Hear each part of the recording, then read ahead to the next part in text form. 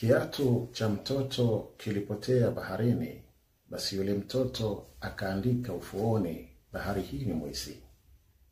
Na karibu naye kulikuwa na mvuvi ambaye alikuwa amevua samaki wengi, basi akaandika ufuoni, hakika bahari hii ni mkarimu.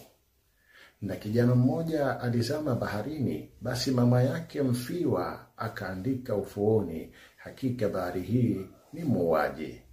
Mzee mmoja alitoa lulu baharini, basi akaandika ufuoni, hakika bahari hii ni mkarimu. Kisha wimbi kubwa likaja, kisha likaosha kila kilichoandikwa ufuoni.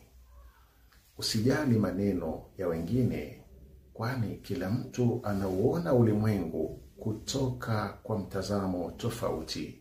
Futa kosa ili udugu uendelee, na wala usifute undugu kwa ajili ya kosa. Salamu alaikum wa rahmatullah.